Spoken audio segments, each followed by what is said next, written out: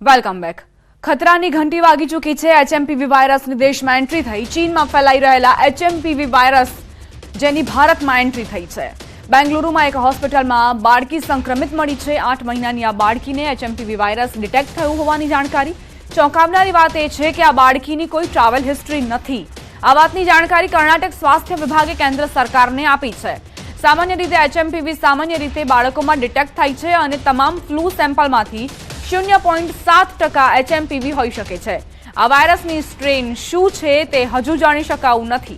Human મેટાન્યુમોવાયરસ એક એવો virus છે જેના લક્ષણ સામાન્ય શરદી ખાંસી જેવા જ હોય છે, જેમાં ગળામાં ખસખસ, નાક વહેવું, ગળામાં ખારાશ જેવા લક્ષણો હોય છે।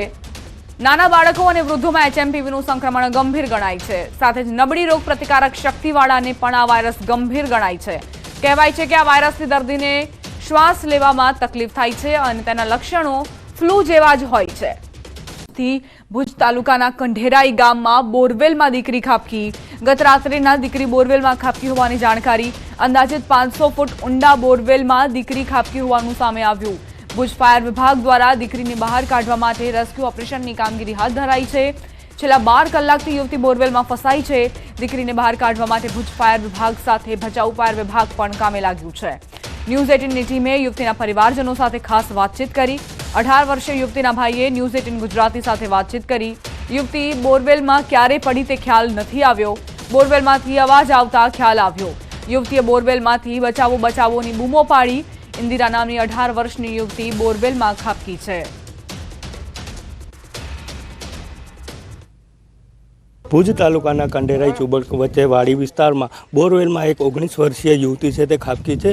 વહેલી સવારે આ યુવતી ખાબકી હોવાની પ્રાથમિક વિગતો છે તે સામે આવી રહી છે। આપણી સાથે જે પરિવારજન છે તેઓ છે તેની સાથે આપણે વાત કરીશું। સમગ્ર ઘટના કઈ રીતના બની હતી, જે તમારે બહેન છે, સમગ્ર ઘટના કઈ રીતના બની હતી અને કેવી રીતના તમને ખબર પડી? અંદરથી બોરવેલથી અવાજ આવ્યો, એનાથી જ ખબર પડી અમને। એના પહેલાંનો કંઈ ખબર નહોતો।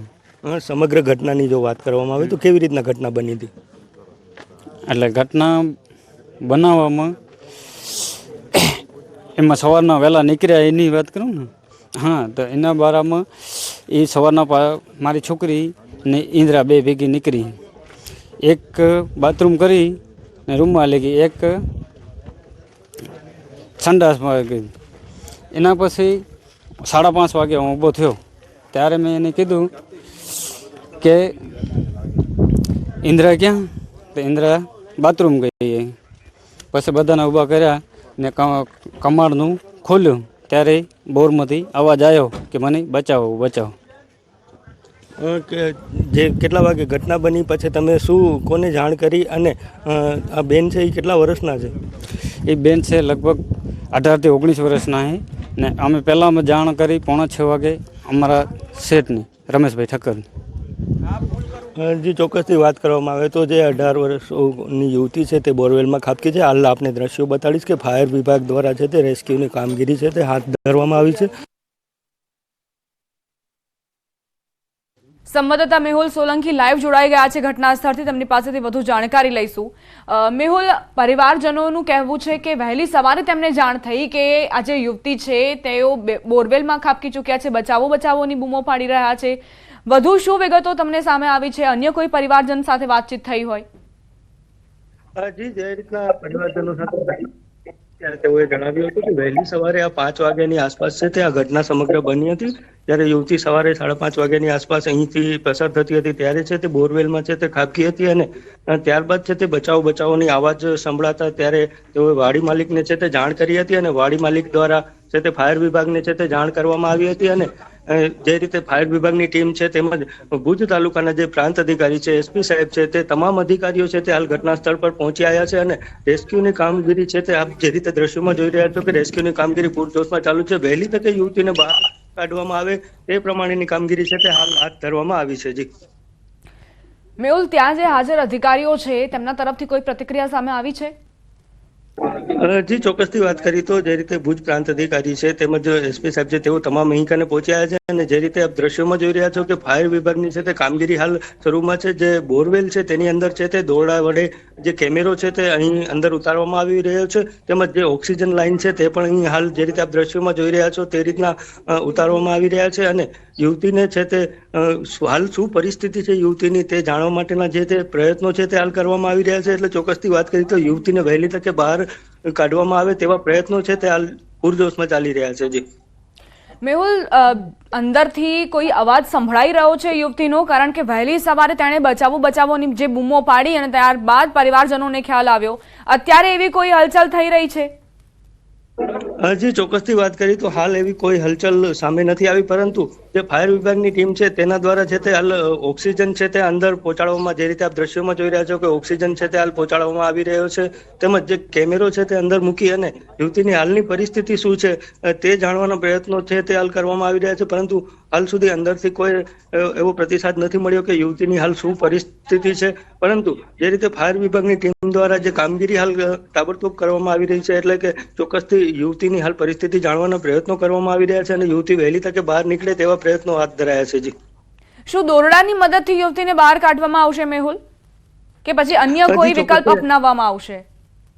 જી ચોક્કસથી વાત કરી તો હાલ જે રીતે દ્રશ્યોમાં જે રીતે આપ જોઈ રહ્યા છો કે અત્યારે ફાયર વિભાગ દ્વારા છે તે અંદર ઓક્સિજનની લાઈન અને જે કેમેરા છે તે ઉતારવામાં આવી રહ્યા છે, કેમ કે જાણ થઈ શકે કે હાલ યુવતી છે તેની પરિસ્થિતિ શું છે તે સમજાય ત્યારબાદ છે તે યુવતીને બહાર કાઢવાના પ્રયત્નો છે તે હાથ ધરવામાં આવશે. એટલે ચોક્કસથી વાત કરી તો ભુજ ફાયર વિભાગની ટીમ, ભચાઉ ફાયર વિભાગની ટીમ તેમજ ગાંધીનગરથી એક ટીમ છે તે રેસ્ક્યુની રવાના કરી દેવામાં આવી છે. એટલે યુવતીને વહેલી તકે બહાર કાઢવામાં આવે તેવા જ પ્રયત્નો છે તે હાલ હાથ ધરવામાં આવ્યા છે. જી મેહુલ, જે આપ વાત કરી રહ્યા છો કે ગાંધીનગરથી પણ એક ટીમ રવાના કરવામાં આવી છે, તો એ ટીમ કઈ રીતે આવી રહી છે? ઝડપથી અહીં પહોંચી શકે તે માટે કયો માર્ગ અપનાવવામાં આવ્યો છે તે વિશે કોઈ અપડેટ્સ?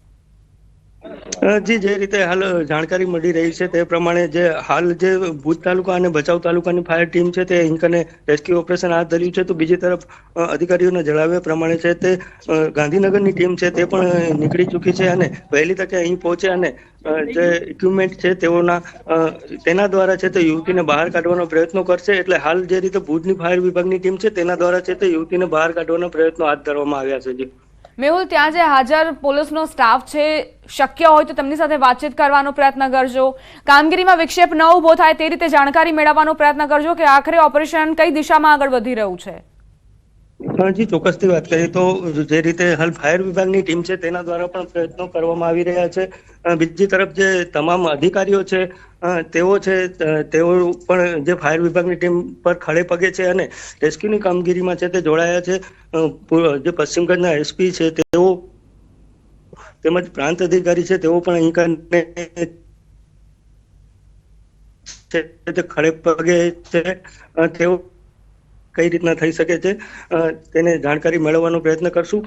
તેઓ છે તે હાલ જે કામગીરી ચાલી રહી છે તેની વિગતો છે તે મેળવી રહ્યા છે અને તાબડતોબ છે યુવતીને બહાર કાઢાય તેવા પ્રયત્નો છે તે કરવામાં આવી રહ્યા છે. ત્યારે અહીં કને એસપી સાહેબ પણ હાજર છે, તેઓ સાથે પણ આપણે વાત કરવાનો પ્રયત્ન કરશું. પરંતુ હાલ જે રીતે કામગીરી ચાલુ છે ત્યારે તેઓ દ્વારા છે તે તાબડતોબ યુવતીને બહાર કાઢવામાં આવે તેવી પરિસ્થિતિ છે તે જાણ કરવામાં આવી રહી છે. એટલે ચોક્કસથી વાત કરવામાં આવે તો હાલ જે કામગીરી છે તેનામાં તેઓ જોડાયા છે અને જે ફાયર વિભાગની ટીમ છે તેના દ્વારા પણ હાલ પૂરજોશમાં કામગીરી કરવામાં આવી રહી છે. જી મેહુલ, આ જે બોરવેલ છે કેટલા ફૂટ ઊંડો છે તે વિશે કોઈ જાણકારી? ત્યાં જે હાજર લોકો હોય તેમની સાથે વાતચીત કરવાનો પ્રયત્ન કરજો અને જાણવાનો પ્રયત્ન કરજો કે કેટલા ફૂટ નીચે આ યુવતી હોઈ શકે છે અવાજ પરથી. જી ચોક્કસથી વાત કરી તો બોરવેલ 400 થી 500 ફૂટ ઊંડો હોય તેવી શક્યતાઓ છે તે જણાવી રહ્યા છે. એટલે જે ફાયર વિભાગની ટીમ છે તેના દ્વારા હાલ જે રીતે દ્રશ્યોમાં પણ આપ જોઈ રહ્યા છો કે પૂરજોશમાં કામગીરી કરી અને દોરડા વડે કેમેરો અંદર ઉતારવામાં આવ્યો છે. ઓક્સિજનની લાઈન છે તે નાખવામાં આવી છે. એટલે કે યુવતીને તાબડતોબ બહાર નીકળે તેવા પ્રયત્નો હાલ કરવામાં આવી રહ્યા છે. મેહુલ, આપ અમારી સાથે જોડાયેલા રહેજો. અમારી સાથે ભુજના ધારાસભ્ય જોડાઈ ગયા છે કેશવભાઈ, અત્યારે તમને કોઈ જાણકારી પ્રાપ્ત થઈ છે કે આ ઓપરેશન ઇન્દિરા ક્યાં પહોંચ્યું છે? યુવતીને બહાર કઢાવવા માટે જે પ્રયત્નો થઈ રહ્યા છે કઈ દિશામાં આગળ વધી રહ્યા છે? મેં સવારના સમાચાર મળ્યા ત્યારે ડેપ્યુટી કલેક્ટર મામલતદાર સ્થળ ઉપર ગયા છે અને સૂચના આપી અને હું સતત લાયઝનમાં છું. અત્યારે ઓક્સિજનની વ્યવસ્થા, એનડીઆરએફની ટીમ આ બધી વ્યવસ્થામાં છે. હવે 18 વર્ષની યુવતી છે ને, 1 ફૂટની પહોળાઈનો બોર છે, એટલે એની વ્યવસ્થા, તમામ પ્રયત્નો કઈ રીતે એને સક્સેસ જાય એ રીતના પ્રયત્ન ચાલી રહ્યા છે. કિશોરભાઈ, એક ટીમ ગાંધીનગરથી પણ આવવાની માહિતી અમને પ્રાપ્ત થઈ છે. તે ટીમ કેટલા વાગ્યા સુધીમાં પહોંચશે અને ઓપરેશન કઈ રીતે આગળ વધારવામાં આવશે? કારણ કે 1 ફૂટનું આ બોરવેલ છે, હવે તેમાંથી બહાર કાઢવી યુવતીને ખૂબ જ પડકાર મોટો છે. પડકાર મોટો છે અને સ્વાભાવિક છે કે જેટલું અત્યારે જે મથી રહ્યા છે એમાં કેટલી સહયોગની જરૂર પડશે, કેવા પ્રકારના માણસો, અનુભવી માણસો, આની ટેકનિકલ નીચેથી દોરી મૂકી ફૂગો બનાવી, અને એવું પણ થઈ શકે, પણ એ ટેકનિકલ વિષય છે. પણ પૂરતા પ્રમાણમાં પ્રયત્નથી ઝડપી બેનને બહાર નીકળે એવા પ્રયત્ન તંત્ર અને બધા કરી રહ્યા છે. કિશોરભાઈ, અત્યારે બહાર કાઢવા માટે શું દોરડાની મદદ લેવામાં આવશે કે પછી અન્ય કોઈ વિકલ્પ પર પણ વિચાર કરવામાં આવી રહ્યો છે, તે વિશે કોઈ જાણકારી? નહીં, એ બધો ટેકનિકલ વિષય છે. દોરડાથી નહીં નીકળે એટલા માટે કે એ અમુક ટેકનિકલ એવું આવે છે કે ફૂગો જો ખાલી હવા વગરનું નીચે મૂકી દે, જે બેન ફસાણા છે એનાથી નીચે, અને એમાં હવા ભરીને પછી પણ થઈ શકે, આવી ટેકનિકલ, એ બધો ટેકનિકલનો વિષય છે. પણ પૂરતા પ્રયત્ન, સૂચના અપાઈ છે, પૂરા પ્રયત્ન ચાલુ છે, જલ્દીમાં જલ્દી બાઈને બહાર નીકાળી શકાય. અચ્છા, કઈ ટીમો અત્યારે મદદમાં લાગી છે તે વિશે તમે માહિતી આપી શકો તો? કાર્યતંત્ર, અગ્નિશામન છે, એનડીઆરએફની ટીમ છે, આ બધા લોકો કામે લાગેલા છે. આભાર કેશવભાઈ અમારી સાથે વાતચીત કરવા માટે. તો ભુજના ધારાસભ્ય કેશવલાલ પટેલને આપ સાંભળી રહ્યા હતા. તેમનું કહેવું છે કે તમામ ટીમોની મદદ લેવામાં આવી છે. ફાયર વિભાગની ટીમ હોય, એનડીઆરએફની ટીમ હોય, તમામ પહોંચ્યા છે અને અહીં ઓપરેશન ઇન્દિરા ચલાવવામાં આવી રહ્યું છે. ઘણા બધા પડકારો છે, તમામ પડકારો પર વિચાર વિમર્શ કરીને અને ટીમો આગળ વધી રહી છે. અત્યારે કેમેરો અંદર નાખવાનો પ્રયત્ન કરવામાં આવ્યો છે કારણ કે કોઈ અવાજ નથી સંભળાઈ રહ્યો યુવતીનો. બની શકે કે યુવતી અત્યારે બેહોશીની હાલતમાં હોય. અમારા સંવાદદાતા મેહુલ જોડાયેલા છે. મેહુલ, ધારાસભ્ય કેશવભાઈએ કહ્યું કે વિવિધ ટીમોની મદદ લેવામાં આવી રહી છે અને આ ટેકનિકલ વિષય છે, એટલે તમામ પાસાઓ પર વિચાર વિમર્શ કર્યા બાદ આગળ વધવામાં આવી રહ્યું છે, જેથી યુવતીના જીવ પર કોઈ પણ મુશ્કેલી ન સર્જાય. જી, ચોક્કસથી વાત કરી તો હાલ જે રીતે દ્રશ્યોમાં પણ જોઈ રહ્યા છો કે સતત કામગીરી છે તે રેસ્ક્યુની કરવામાં આવી રહી છે. ઓક્સિજન છે તે પણ અંદર ઉતારવામાં આવી રહ્યું છે. જે આરોગ્યની ટીમ છે તેઓ પણ ઘટના સ્થળે પહોંચી આવ્યા છે. અને જો રેસ્ક્યુની ટીમની જો વાત કરવામાં આવે તો રેસ્ક્યુની ટીમ ગાંધીનગરથી 90 કિલોમીટર છે તે દૂર અહીં કને કચ્છ તરફ પહોંચી આવી છે, એટલે કે 3 કલાકની અંદર છે તે ટીમ પણ અહીં કને પહોંચી આવશે ગાંધીનગરની, તેવી જાણકારી હાલ પ્રાપ્ત થઈ રહી છે. સ્થાનિક છે આપણી સાથે, તેઓ સાથે હું વાત કરવાનો પ્રયત્ન કરીશ કે વાડી માલિક છે તેઓનું શું કહેવું છે. વાડી માલિક આપણી સાથે છે. સમગ્ર ઘટના કઈ રીતે બની હતી?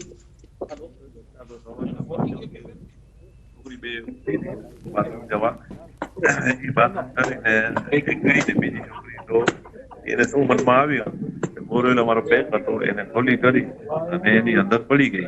અમને 5:42 ખબર પડી. 5:42 તરત અમે ગયા કમ્પ્લેન લખાવી અને અહીંયા અમે પહોંચ્યા. એની સાથે તો બધો સ્ટાફ લગભગ ઘણો આવી ગયો અને અત્યારે તો એટલો સ્ટાફ આવી ગયો, મારા હિસાબે કોઈ સ્ટાફ જ બાકી નથી, એટલો બધો સ્ટાફ આવી ગયો છે. યુવતી કઈ રીતના અંદર ખાબકી હતી કે સમગ્ર બાબતે શું કહેશો? છોકરી કઈ રીતના પડી હતી અંદર? કઈ રીતની પડી હવે એ છોકરી છે નાની થી મોટી અહીંયા થઈ છે.